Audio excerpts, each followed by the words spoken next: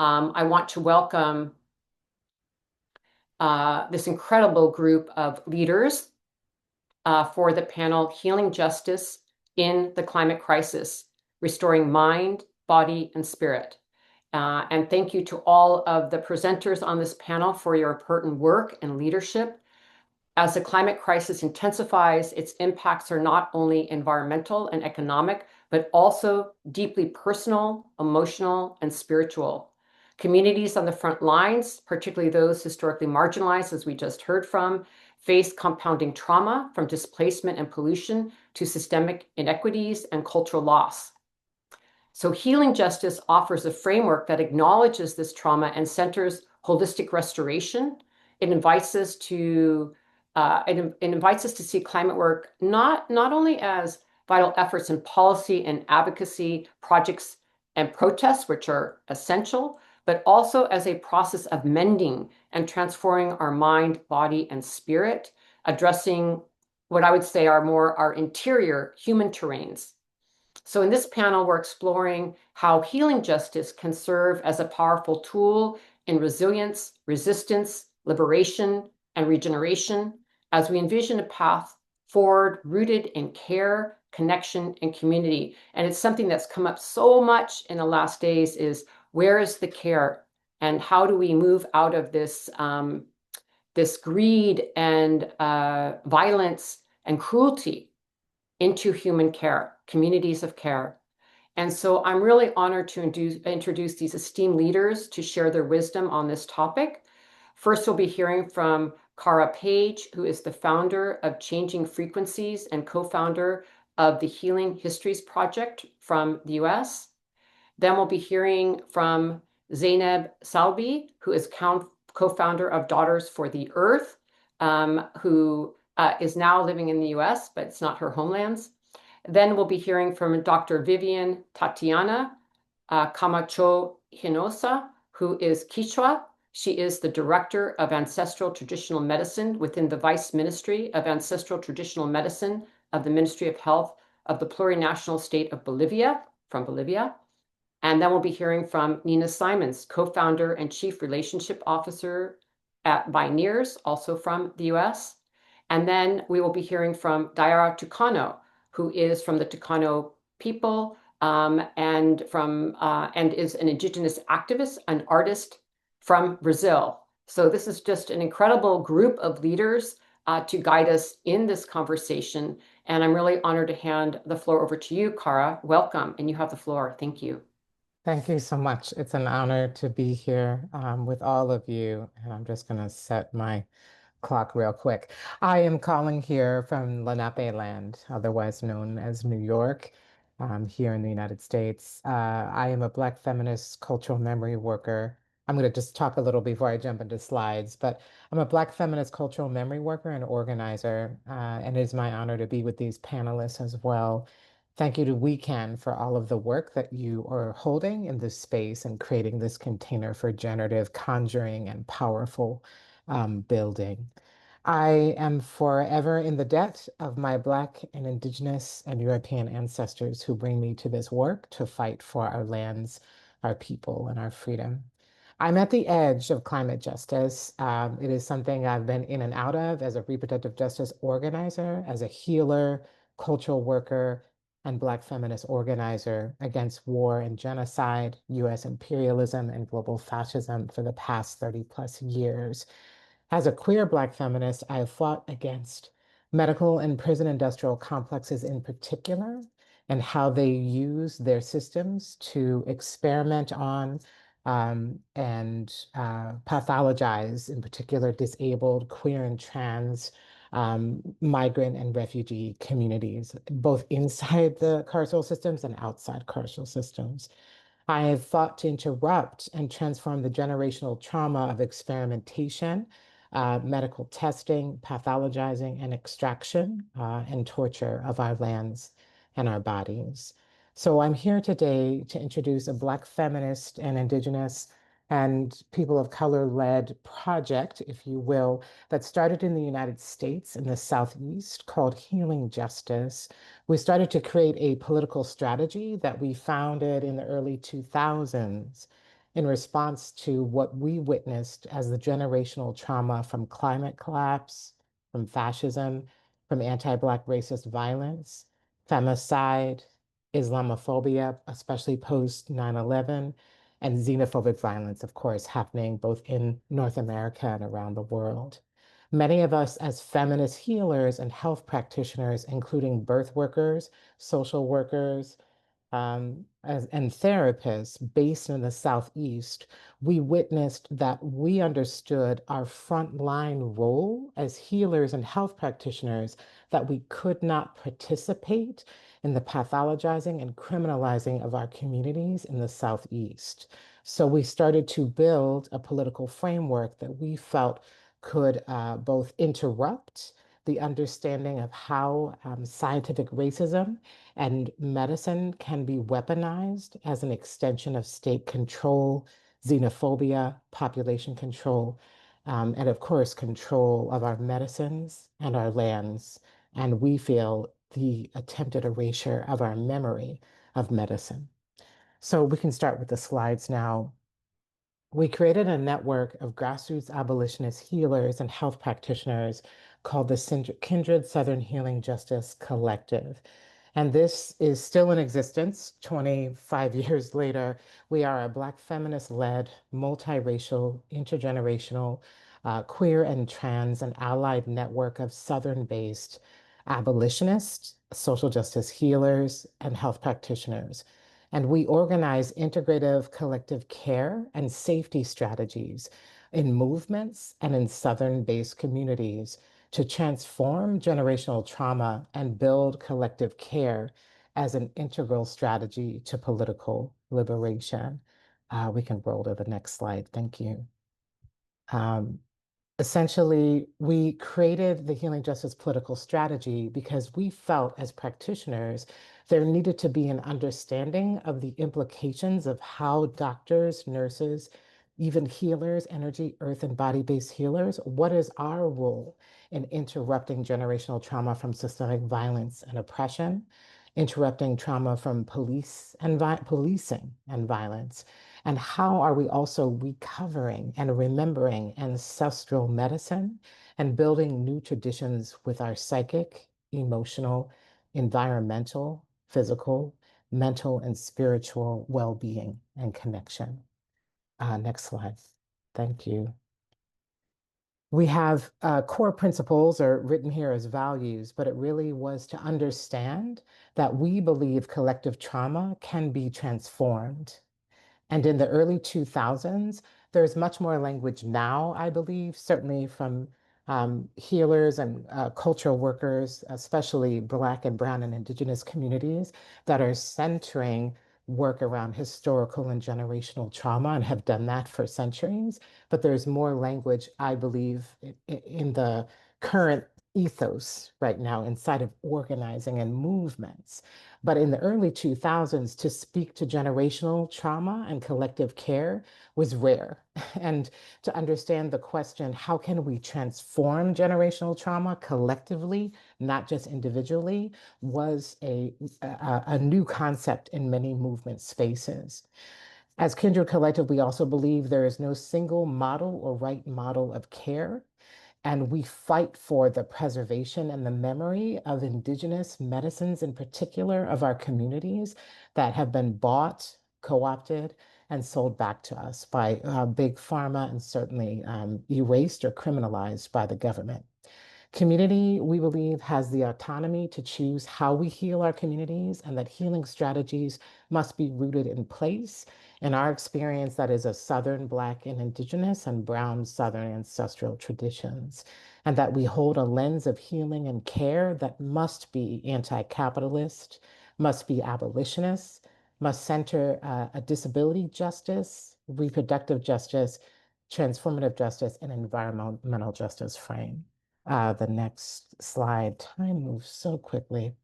What's important to us is we organize healers and health practitioners who may not have seen themselves before as abolitionists. What does it mean to hold the role of interrupting generational trauma from the actual medical industries that many of us are a part of or somehow in relationship to. And so we ask when we sit with healers and health practitioners, how are you building healing and care that's in relationship to land, in relationship to spirit, in relationship to transformative and traditional economies that are not capitalist, and in relationship to our collective bodies? And so in this final slide, oh no, I think we have two more slides. Next slide, thank you. This is what the current healing justice framework is now, is we honor that healing justice seeks to intervene generational trauma that will build collective power towards resisting structural oppression and violence in our lives. And these movements that you see around the Healing Justice Center have deeply shaped and informed the ways we imagine care that builds power that is generously interdependent and values all kinds of living bodies and living beings. And I will stop there. Thank you. Wonderful. Thank you so much, Cara, for offering us such a deep analysis and thoughtful presentation. I think it's really great to see how you have shared through your slides a foundation for this conversation and the work that you're doing. Thank you so much for the healing work you're doing and yeah, bringing that work to your community and to many communities. And with that, I'd like to bring Zainab Salbi into the conversation. And Zainab, just you were introduced earlier, so I don't know if you were online then. So please jump in and thanks for taking the floor and joining us. Thank you, and apologies for being a few minutes late. I had all my devices were stolen, but I am here and it's all good. So, first of all, it's an honor to be in your company, seriously. And thank you, Osprey, for your hospitality and for everyone to include me in this discussion. The cause does not require us to self-sacrifice. The cause we are working on does not require us to self-sacrifice. I learned that the long way and the hard way. I don't know what was said in my introduction, but I worked with women in war zones for 20 years of my life. And when you are, and I am, so dedicated to our causes of bringing equality and justice and love and kindness and fair distribution and rebuilding lives after the destructions of wars or the destructions of the environment. We are so dedicated that all what we do is give of ourselves. Until we see a pattern, and I'm speaking from my personal experience of crashing and collapsing in different ways. And that doesn't help us. That doesn't help our cause. That doesn't help what we are doing. And so it took a really long way. And I see that now in my work with war zones was as a leader of Women for Women International, the founder and CEO of Women for Women International. And I thought it's only war zones. I thought it's only because it's humanitarian issues and conflicts and bullets and fights and all of that. But as I move into working on environmental issues and particularly on supporting women's leaderships and women's work who are addressing the protection of the natural world, addressing climate change and biodiversity loss and all the encompassing issues, as the co-founder of Daughters for Earth, I see the same pattern because we know how to give and we don't know where do we actually put this up. But we need to be more strategic. And the strategies is that our well-being, and we need to learn from nature itself how to actually fill in ourselves, because the equation cannot be giving, and actually not knowing how to nourish ourselves or wait for others to help us nourish ourselves. The permission has to be given, and we have to learn from nature itself that we need to nourish ourselves. A wise woman once told me, and I am like you, who have dedicated my life to being in service to equality and justice. And it took a long time to learn And a wise woman once told me, you need to play until you need to rest, and you need to rest until you need to play, and all else will come true. And I really didn't know how to do that, or what does that mean? And I interpreted the resting as sleeping, and the playing, I was experimenting as ice skating, which I failed at. But after a while, I was like, okay, I played enough. Now I need to go back to the service. I need to go back to the cause. And she was like, no, everything that you need to do, everything, the cause itself needs to feel like a play and a rest and a rest and a play. And that means that our relationship with how we go about our work, whether it is the protection of the natural world, or whether it is equality and justice for women, or whether it is any of the issues that you work on, we need to know how to actually have it feel like a play and rest of play, even as the world feels like it's falling apart around us. So that's one thing that I really wanted to share. A second thing that I wanted to share is that the world we are living in is a product of our imagination. So we might as well reclaim our imagination. In so many ways, we have learned to do things in one way. That's what we learn. I'm only speaking actually from my personal experience rather than anything else.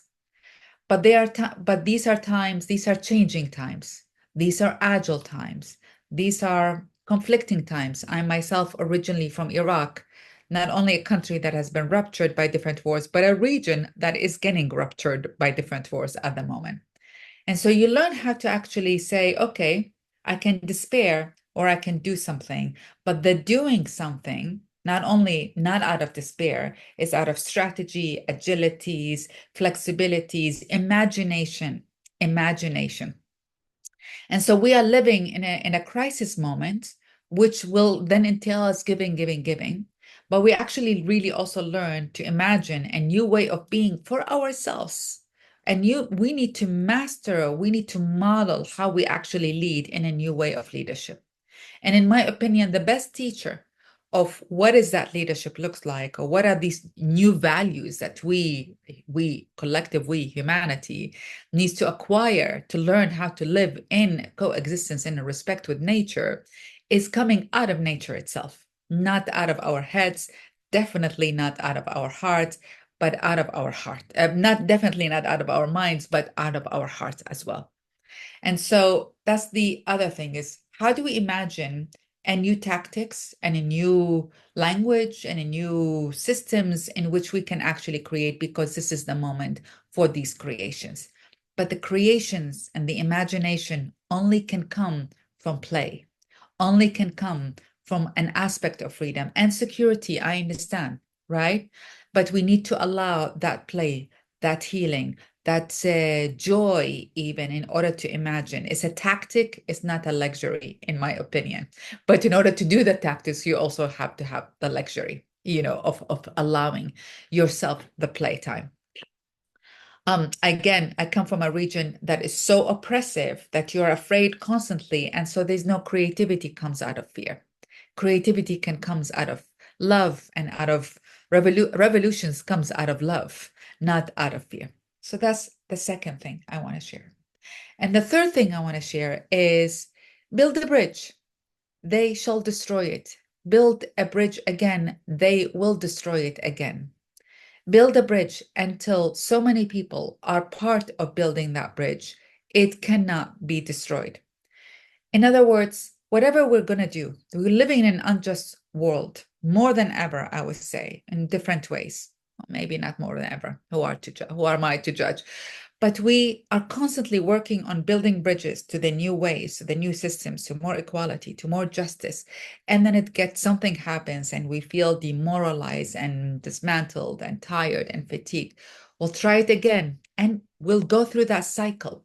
But the more people we have around us, the more communities we have around us, physical communities, as in people that I see every day, or virtual community, as in knowing that there is an osprey out there in the world and I don't see her that often, but she's a community.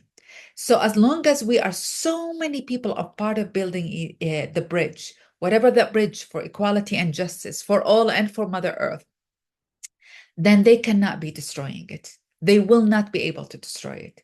And that living between these two concepts, between the hope and the despair, the fatigue and the play, is a constant existence that we have to hold in ourselves. Can we do it? Yes, we can. Do I believe in the possibilities of change? You bet you. Am I a witness of it and the power of women, particularly in doing that? You bet you. Do I believe the world is fair? No. But do I believe that we can make a difference in it? Absolutely, yes. Over to you. Thank you. Thank you so much, Zainab, for that wisdom and your lived experience that really carries through your wise words spoken, really important, and helping us also to deal with navigating contradiction, to be in these different spaces. And also I think how we enter these spaces, when if you're living someplace that is a direct war zone, what you have capacity to do is different than my capacity here in California right now, is different than the capacity in different regions. And so I think it is sort of like an ecosystem of us carrying different components of what you're talking about, depending on our circumstance. And maybe we have to carry for somebody else who can't at that time because their circumstance is much more urgent. So yes, we have different ways to enter this space. And the last thing I'll say before we hand it over to Dr. Vivian, Tatiana, Camacho, Hinojosa, is I had a really powerful elder who has always said, we're also working for a time beyond our own. And so it's also intergenerational work. Maybe that bridge, that beautiful bridge you talked about, maybe it goes down in our time, but if we keep the modality of collectively building the bridge, at some point it will be built, even if it isn't in our own generation. I think that's also part of this moment, is to think intergenerationally. So thank you for that. And I would love now to hand the floor over to you, Vivian. Thank you so much for joining us. And I believe you'll be speaking in Spanish, so just reminding people of the translation button at the bottom. Thank you, Vivian. Thank you so much. I will be speaking in English. Oh, okay. I am so glad and honored to be with you. Sumah puncha kachun tukuy kunapa, hatun napay kuy tukuy gangunapa, nogasuti bibi Camacho, kai Bolivia kolyasuyo manta tiakuni. That is my mother language. I am Quechua from the Plurinational state of Bolivia, and I'm so honored to be sharing the floor with such amazing women seated in this time on earth, this very moment. Such a honor to be with you, all my sisters. In Quechua, we belong to Tawantinsuyo nation, the four peoples of the sun, which are Antisuyo, Contisuyo, Chinchasuyo, Collasuyo. Bolivia's name, even the flag behind me, the whole colors of the rainbow, remember us that diversity is the strength of our people. Diversity is the strength of life. In my country, Bolivia, is named Collasuyo. Colla means a medicine or herb or healing, suyo, people. We are the medicine people alive ancestrally. And I am so honored and amazed. And I mean, we are alive today, even though we have suffered genocide, we have suffered persecution, we have suffered extirpation of idolatry, we have been prosecuted for being indigenous nations, but we are alive today. And it's because we had wonderful ancestors that struggled for us, that they deserved, they dreamed about us, and they would dream that, oh, my child, she will be born, he will be born, they will be born with respect, with dignity, with love for life. That's why we are here. That's why our ancestral traditional medicine is not only some folkloric thing or ethnic thing or some for tourists. No, our ancestral traditional medicine is our strength, our historical resistance to colonization, our historical resistance to saying we are alive, we belong to Mother Earth, we belong to the Holy Spirits of water, of fire, of earth, of the wind. Each our mountains have their sacred names, our sacred places, because our first healer is Mother Earth. It's because of her we are alive, because she gives us healthy food, healthy air, healthy water. That's why we are the guardians of the seeds, of the food, of the territories, of the water sources. That's why we struggle for our rights to continue being part of the territory, but greedy corporations, they come, they take away our lands, our water, our people, they murder our guardians. But anyway, because we know that even though they do these awful things, they will be reborn, but also they are seeds that go to earth, and the strength will be reborn again. That is very necessary to understand. And I belong also to the People's Health Movement, a world movement where we struggle for the right to health, because health is a human right, not a business. It is necessary to recognize this, because health, it doesn't have to do with a corporative system that is part of the corporations that poison our land, our food, our seeds, and they give us ultra-processed foods. We are struggling for integral health that has to do with health of Mother Earth. As guardians of wisdom in Bolivia, we have a national law which recognizes spiritual guides, midwives, herbalists, traditional healers, and we are now part even. We have struggled to be part of the health system. So it remains part of us. I mean, it's not something like a ghetto. It's the right of all of us to remember that you have the Western modern medicine, but also we need to establish those bridges of dialogue with traditional ancestral medicine. And it's very important to remember that without healthy food, none of us will be healthy. That's why we struggle a lot for agroecology, free of poison or chemicals. And also agroecology has to do with support and maintain community, all working together, doing together things, getting together for work, but also for sharing food, for sharing medicine, for sharing rituals, for sharing chants, because it's part of our cultural resistance. It's not only that on that predatory capitalist view, like for example, they are doing this predatory tourism of ayahuasca when you pay thousands of money for a ceremony. It's not like that. That's capitalism.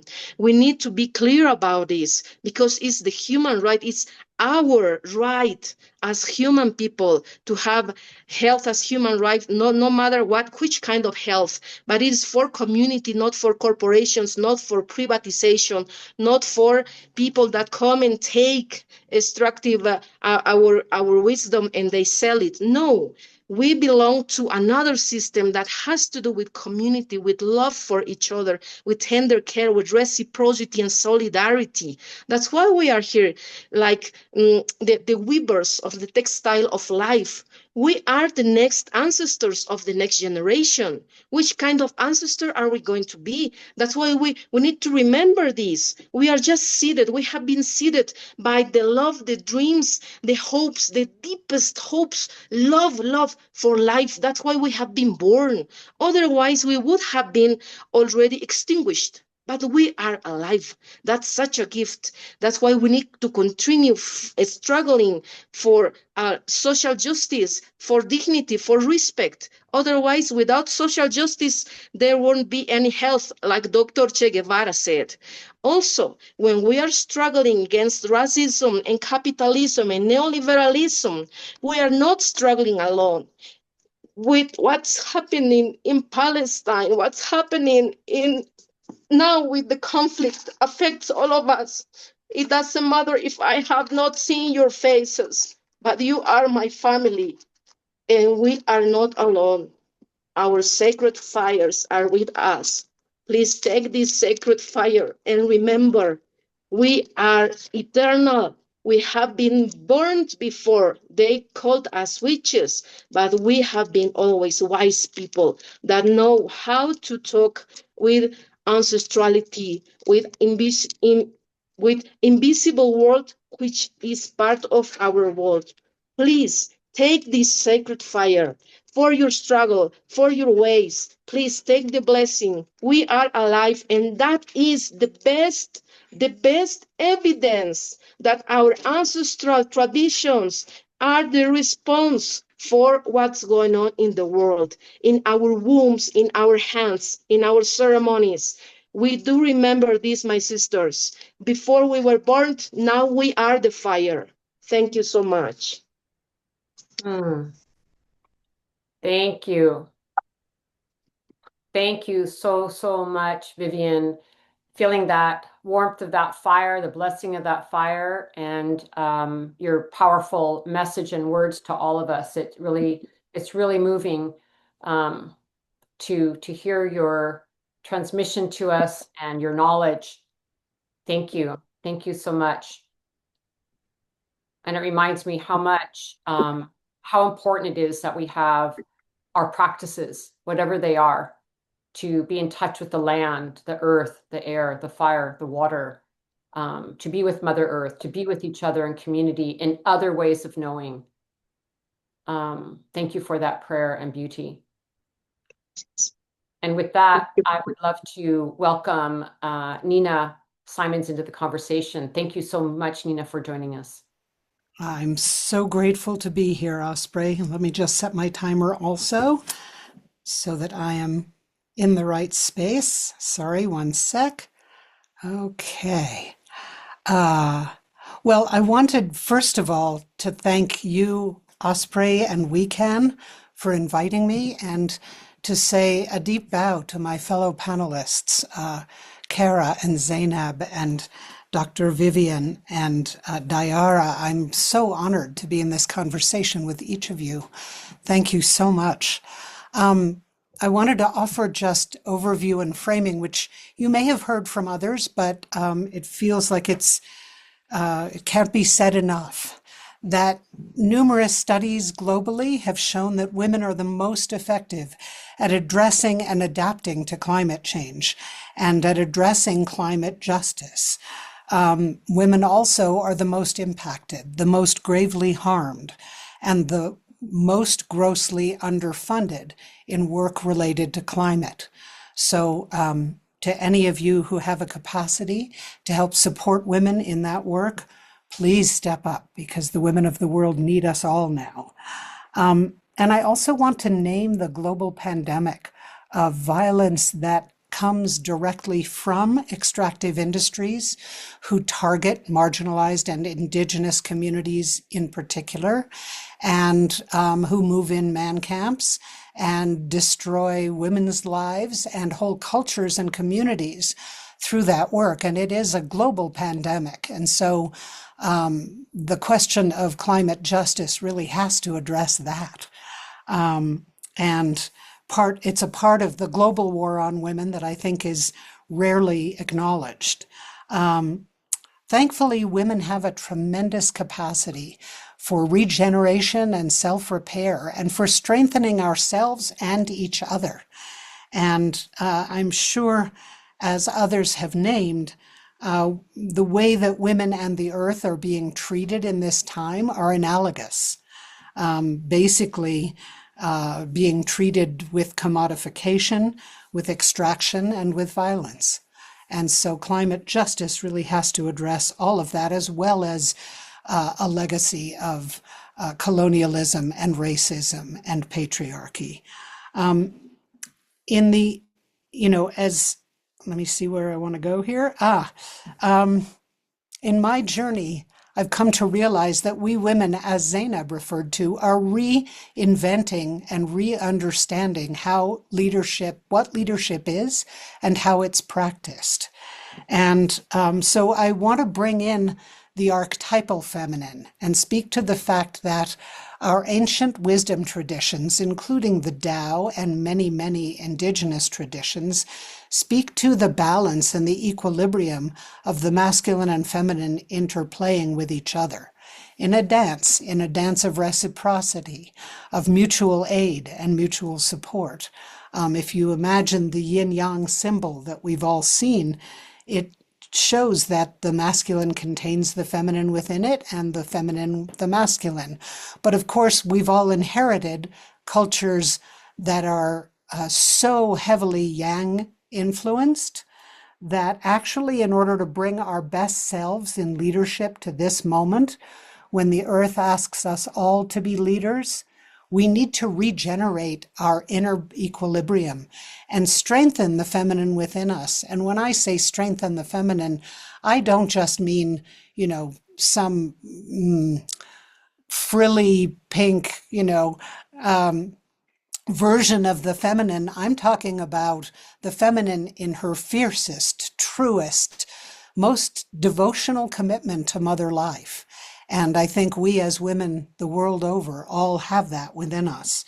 And so I've done a lot of work to help myself and other women to strengthen ourselves and bring all of our capacities, and yes, the mother bear within us, to defend and protect that which we love the most. It's what I refer to as sacred activism. And of course, this work is as much about unlearning as it is about learning and practicing, because we all have a lot of decolonizing of our minds and bodies and hearts to do. And it's a lifelong process. I don't pretend to have completed it at all, but, I am on that path. And so I thought I would offer just a few. Let me just see. Oh, I want to name that because we're all products of this of various versions of patriarchal culture, we have to build and strengthen our capacity for knowing our intrinsic self-worth, for becoming our own best mothers, and for turning to each other and not thinking we need to do this alone. Because I think our greatest capacity of women, as women, is to come together in community and have each other's backs and reflect to each other what our greatest gifts are, because we often can't see ourselves as well as our sisters can see us. And so I want to close with just a few suggestions for things that may be helpful in restoring our full generative capacity, to bringing ourselves wholeheartedly and fully. I love what Zainab said about the need for joy and play as well as bringing ourselves into service and the work. A friend and mentor taught me that the feminine thrives in spaciousness. And that doesn't mean that rest is just sleep. It means giving ourselves some spacious, unstructured time where our imaginations can roam free, because we need to collectively dream our way into a new world. And I think that's what we're all doing as part of this summit. One of the practices that I've been doing recently that I learned is that by controlling your breath, by slowing down our breathing, and by breathing out a little bit longer than we're breathing in, we can actually increase the imbalance of yin in our systems. It helps our nervous system to adjust.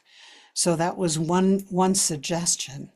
And I never meditated until a teacher colleague of mine taught me that she said, meditation is the subtlest form of self-love. And I found that in this time that is distracting me and us all with so much empathy that we bring to the pain and suffering in the world right now, my meditation practice has become really important. And I want to close with 9 words of wisdom that I learned from a Peruvian traditional healer named Oscar Miro Quesada. And this was in a year-long training that I was fortunate enough to be part of. He said, these are 9 words that have been super helpful for me and that are central to many indigenous intact cultures. Consciousness creates matter. Language creates reality. And ritual creates relationship. And so as I have sought to strengthen my relationship inwardly to all the parts of myself, ritual has been a great tool in my practice. So whatever we do, don't think you have to do it alone. Connect up with sisters and let's do it together. The way we'll hold it together through this incredibly arduous and painful time is to hold it together. Thank you so much. Thank you, Nina. So beautiful. Thank you for your presence and the wisdom and the offering of some practical suggestions as well. It's so important to have these practices and to help us navigate, because it's not just about all these external things that we need to do, which we need to do, but also who are we and how we do is also so important. And I love the saying that, I see sometimes in these retreats where a lot of activists are meeting. I love the way out is the way in. And, the way in is the way out, and really seeing that relationship between our interior landscape, how we're caring for ourselves, and how we're leading in the world. And I think it's one of the things that women's leadership and feminist leadership is bringing to this moment is our personal life, our interior world, our heart, our spirit, to transform the dialogue that is going on. And a lot of times I think women are told that that is, as you mentioned, Nina, sort of fluffy or not important, or that our emotional and spiritual intelligence is not as important as the statistics, as the legal fight, the policy, and what have you. And all of it is important. But I think there's been a real undermining of women's voices and knowledge about spirit and emotion that is so needed. And I can't tell you how many times I've been in negotiating rooms or in high-level sessions with government leaders or financial institution. And the thing that actually worked is women telling their story from their heart with the legal information by our side, with the demonstration of our knowledge and expertise of the science, but also the transformation through our heart and the way we spiritually convey the knowledge. So thank you. Thank you so much for that. And let's hold space and lift up these different ways of knowing. And with that, I would love to hand the floor over to Daiara Tukano. I haven't seen you in so long. Welcome, Daiara. I was saying that I missed you, Osprey, and thank you so much for this invitation. And thank you so much for the opportunity to listen to these wonderful women. There is not that much left to say. I am from Brazil. Here we have a beautiful movement that is the March of the Indigenous Women. And when it was born, we gathered, and the quote was our territory, our bodies, our spirit, just as an affirmation, because for us, nothing is actually apart. Everything is connected. And so thinking climate justice is part of an exercise that goes through all those parts of our existence. I'm a little bit tired because I just arrived in France from Brazil, and before I was in the United States, so I don't know how many days I am awake now. But in the United States, I went to an event that was actually debating psychedelics. And as a representative of the Indigenous Conference of Ayahuasca, I was there representing 36 indigenous nations from Brazil that have gathered and that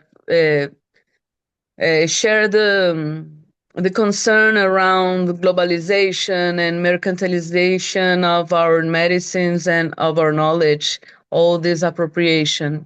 We had many things to say, but as a daughter and a mother, I always remember my grandmothers that always says the same things.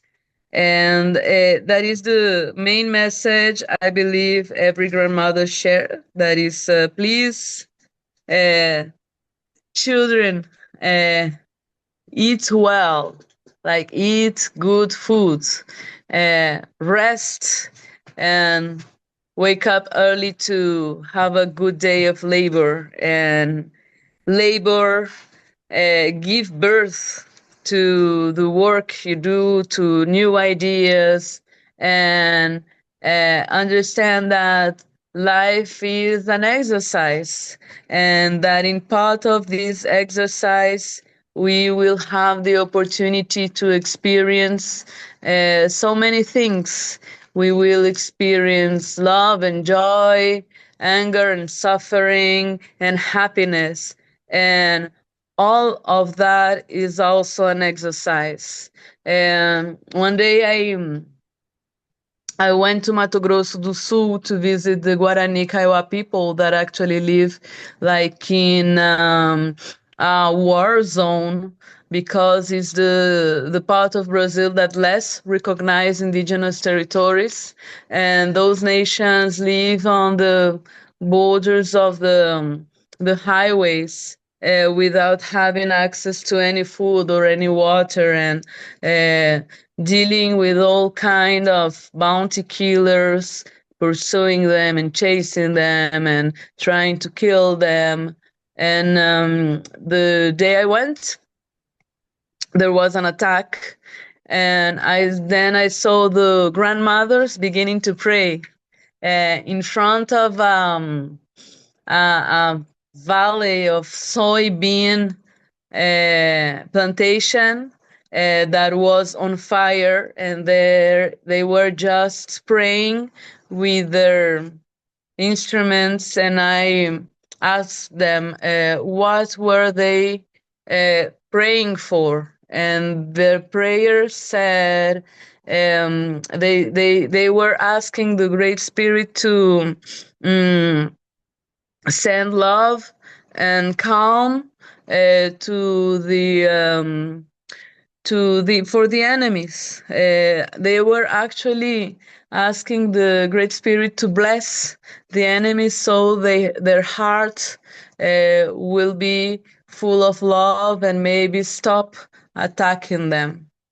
For me, that was one of the greatest lessons in my life, on how important and how precious is this generosity of the indigenous elders and the example they give us as young people to stay firm in our beliefs, that having a good life is also sharing this good energy and these good thoughts, and that even joy and happiness is one of our greatest weapons, because when we smile, they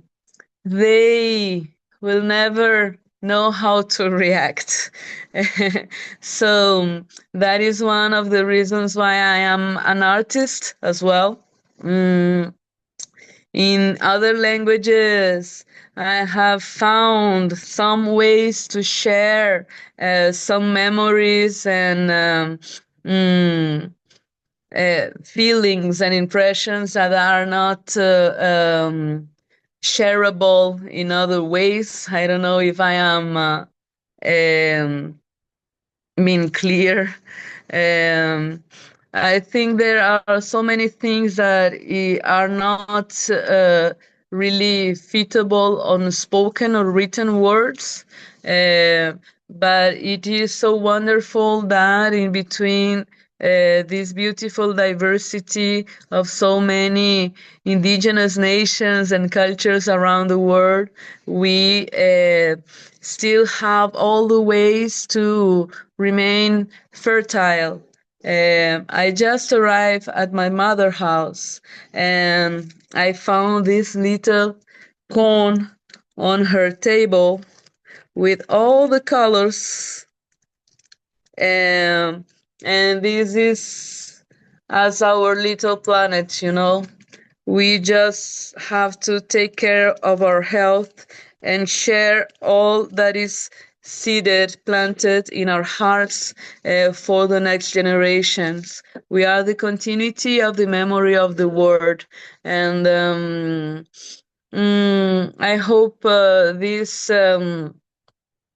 idea and this message that has come to this beautiful little circle is able to be generous enough to be planted, seeded, cultivated, and harvested in other territories, so we can be first again with all the plants and trees and medicines as we are together. Thank you. Mm. Thank you so much, Daiara. That was very clear, very well articulated. Thank you. Thank you so much. And it's really great to see you. And I'm remembering some of our sisters from Brazil that we've been working with on forest projects and working with advocacy for COP30, how they're always talking to me about, yes, we're reforesting, but we're also reforesting our minds. And that the whole idea of reforesting the way we think and our imagination and how we're being. And I love that you brought that forward. And also the teaching that you shared, which is a really powerful from the elders. And you know, I've been thinking a lot and mentioned this in my book about, this terrible emptiness from not feeling like we belong and the violence that comes out of the not belonging. And you reminded me of that, with the graciousness to include everybody, and the deep hollow and violence and harm that has come from people not being in community with the land, with each other, and how much we need to all know we belong. And if we don't create pathways for that, we end up here. So thank you so much for that. We have time graciously to go through all the presenters again, so everyone can have some reflections or closing remarks from the panel. This is a space we could be in for a very long time and probably bring in the audience and really benefit a great deal. So it's our mini ritual ceremony at the end of the day. So I'd love for everyone to have like 3 minutes. Everyone has about like 3 minutes for reflections or closing comments. And we'll start with you, Cara. Thank you, if you take the floor. Thank you so much. Again, it's an honor to be here with all of you, and I've loved what some of the speakers have offered.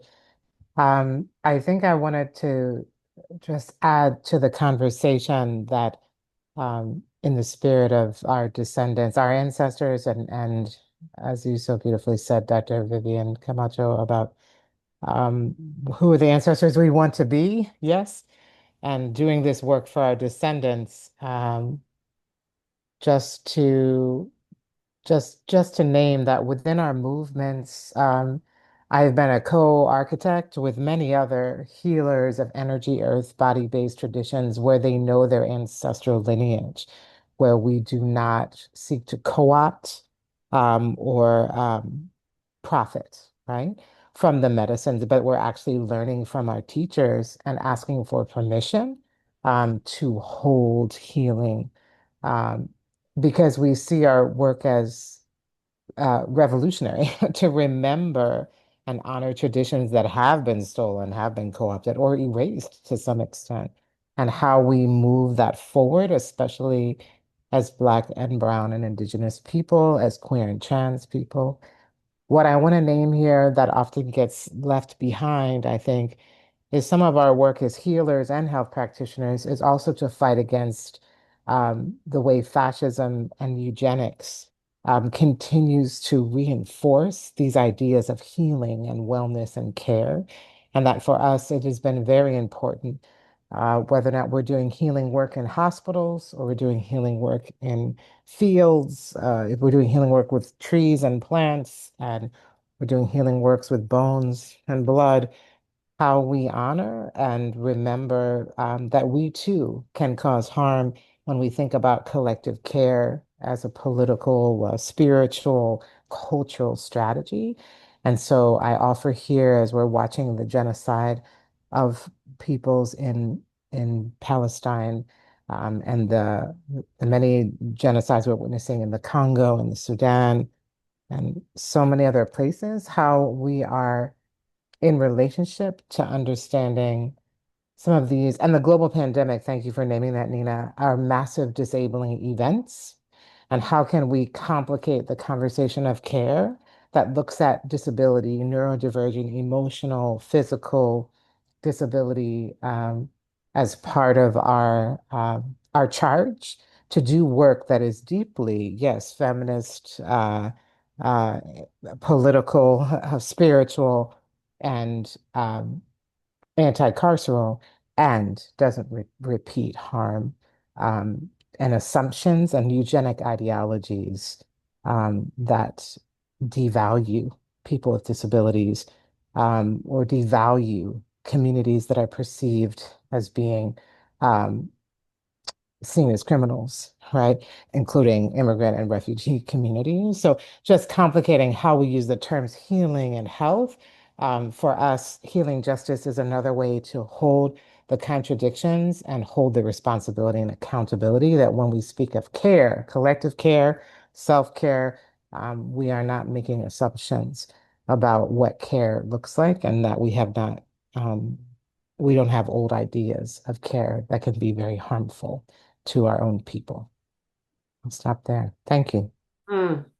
Very, very well said, Cara. Really appreciate you highlighting that, and how, as we move into this healing justice work and care work, there's so much education we all need, because we have to go to the root of the oppression and the root of the harm and understand it to then actually be able to heal it. And if we don't have that analysis, like you said, we can just pile on top of things actually in an unhealthy way. So I deeply appreciate you pointing that out. Zainab. Yeah, I truly enjoyed everyone's conversation and sharing. What an honor, truly. So a few years ago, my own home, couple of things actually. I also want to thank everyone's prayers for Palestinians, particularly. As an Arab and a Muslim, I tear up every time I hear. And of course, for Sudan, I see a message, or Congo, or all of that. But there's something about feeling forgotten and the shame that comes with all of us outside to witness such atrocities and not being able to stop it. So I appreciate the prayers, really. It's one thing I think also a few years ago, this is what I want to share, is my home country, Iraq, went through a lot, as you all know. But the hardest one for me was the rise of ISIS, because it was my own people who were creating the horror. It was one thing for the enemy to be the other, easier in many ways.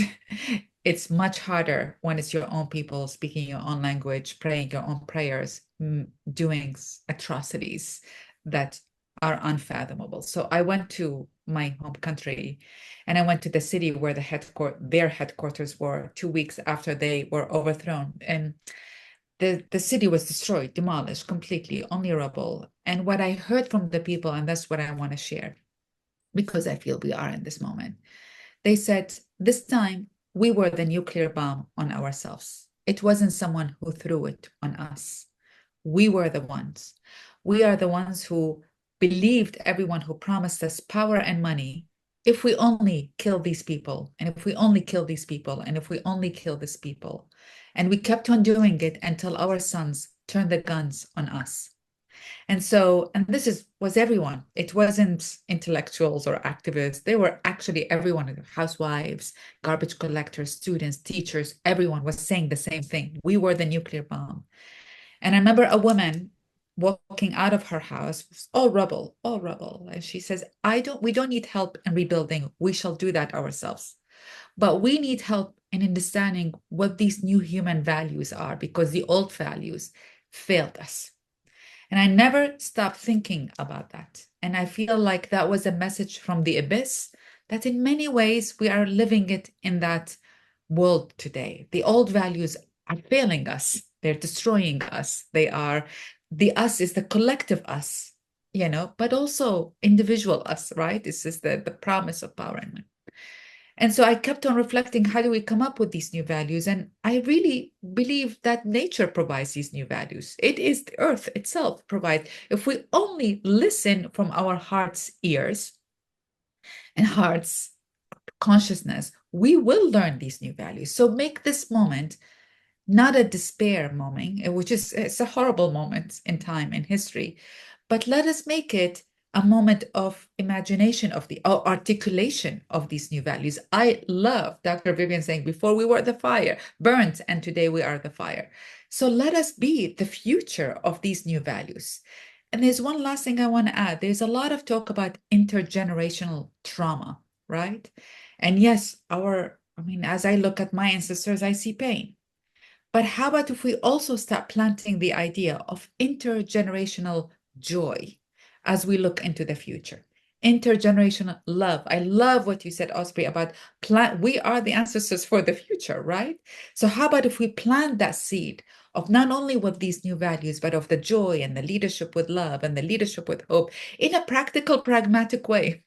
Not in just talk, not in just ways that we only understand each other, but those others don't understand. In a practical and pragmatic way, and I think it is possible.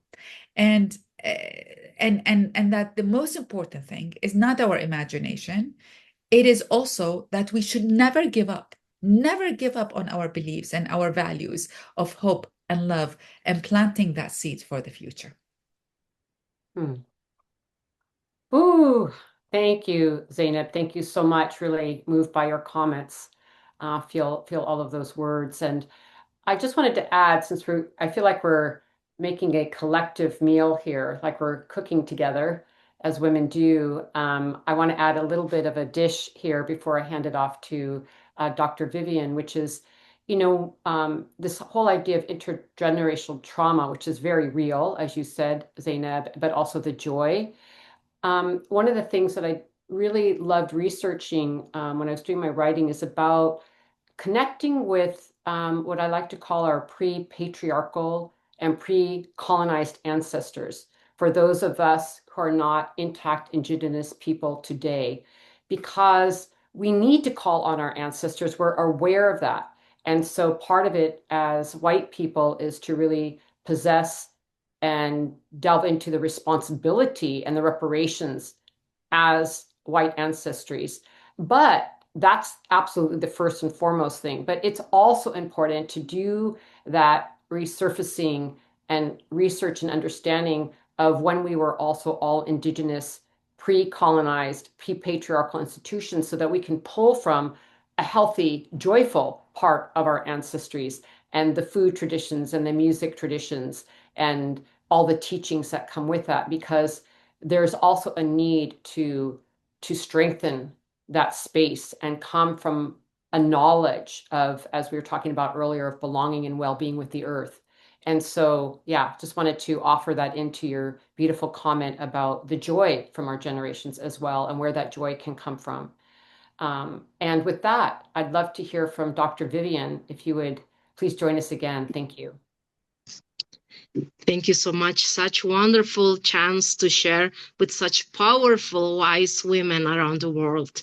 It's such a beautiful opportunity to remember that we are alive, because all of us need this. All of us, I like these textiles, making these beautiful figures, different figures, different colors, beautiful colors of Mother Earth. And every figure is just so different. Each of us is just one little thread of life. Our lives and this event and what we are sharing is building a beautiful figure. We do not know what it's going to be.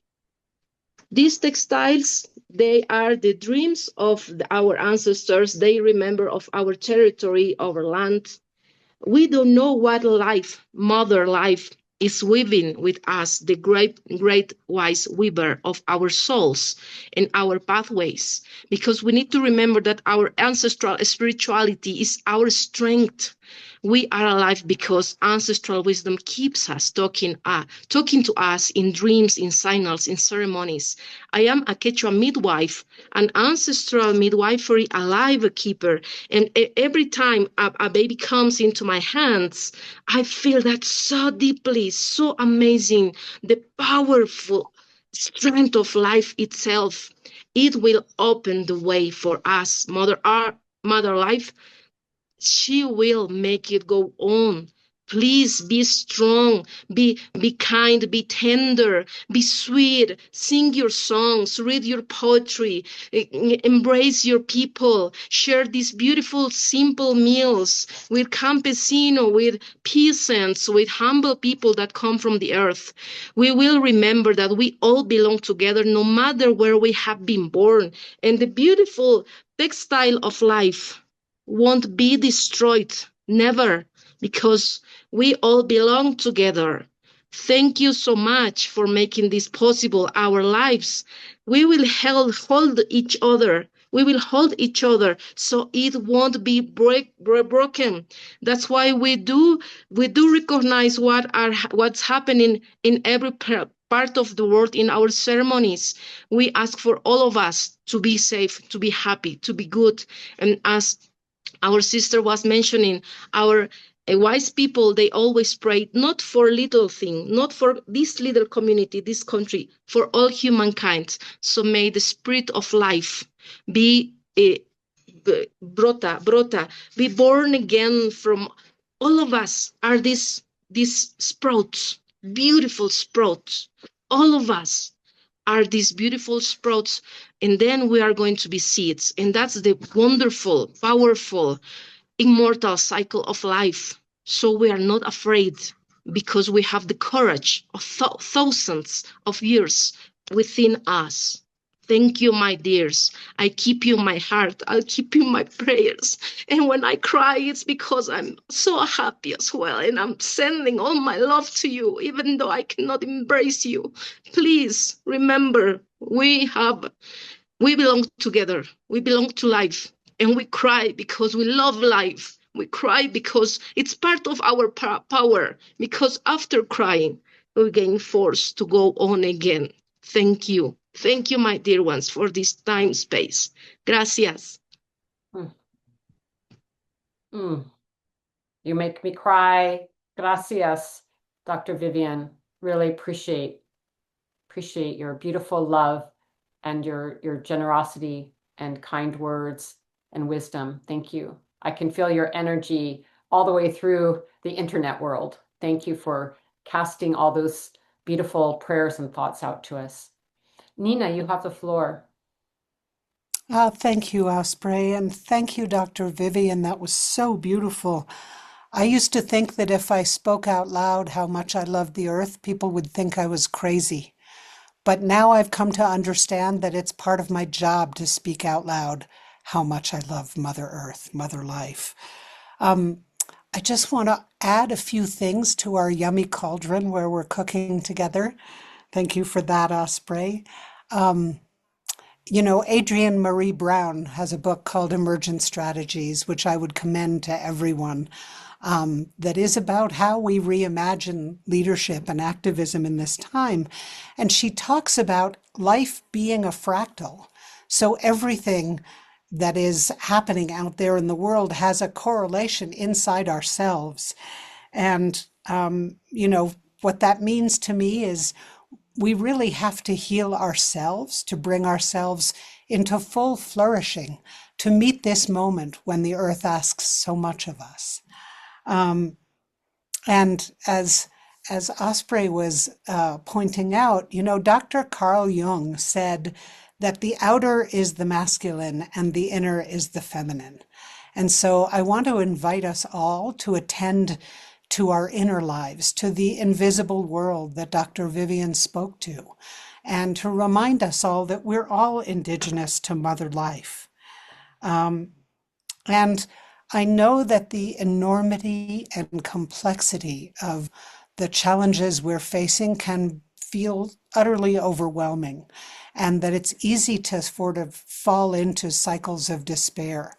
But what I want to suggest is that really we're in a multi-generational task here of reinventing culture and seeding that culture, as Zainab was saying. So if we keep building the bridges, no amount of knocking them down will ultimately work.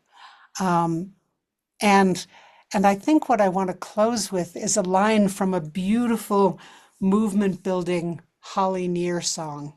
Well, before I even say that, I want to suggest that we have to be careful about our bias toward bigness. I think it's part of the legacy of patriarchy. And part of what Adrienne Marie Brown says so beautifully is small is beautiful. Small is everything. We need to be working locally, inwardly, and in our communities and families to transform the culture, and so that it will spread far and wide.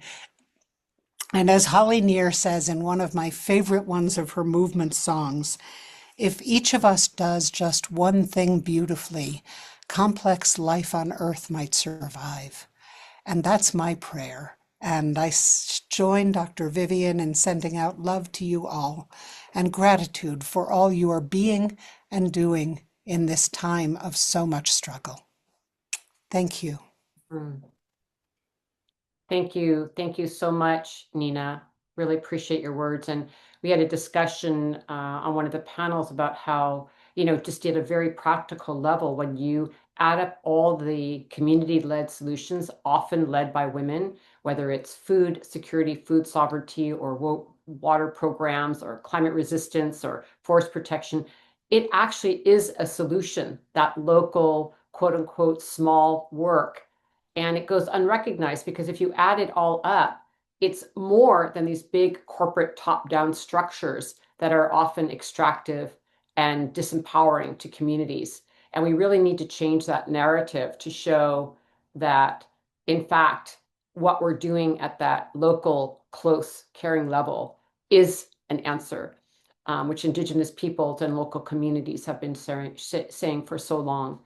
And now I turn to you, Daiara, to close out your comments. As I was saying before, I think the most important thing I still learn it with my mother is learn to take care of my health first in first place, love ourselves. And so I wish everybody wonderful meals from this beautiful pot and with this good food, lots of rest as well. We need to learn breathing, as our sister was saying, and share this quality to rest and be able to dream together. And I don't know if I can sing a little song, Osprey. It's actually perfect you said that because I was going to ask, and I've been trying to reach, so please, it's exactly what's needed. Thank you. So, for my nation, life began in the waters that are for us, the waters of the world are as the sacred milk from the breast of the great grandmother of the universe, because for us we have like the great grandfather and the great grandmother, but it is in the waters where life began, joining those two forces together. So this song is to clear the waters.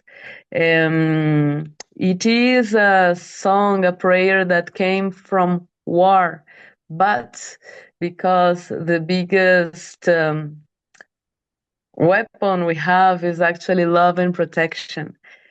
So wishing clear, fresh, sparkly water for all of us.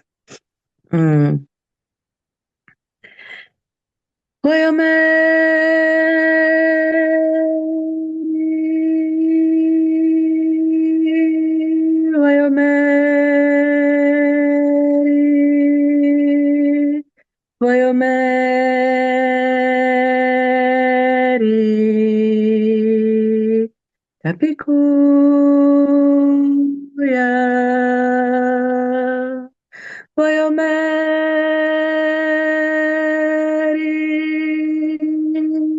Wayomeri, Wayomeri, Kapikuya, Diawaya, Diawaya, Wayomeri,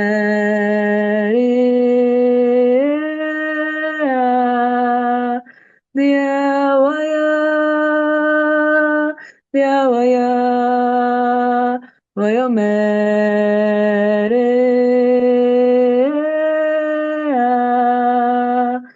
Wayomeri, Wayomeri, Wayomeri Kapikuya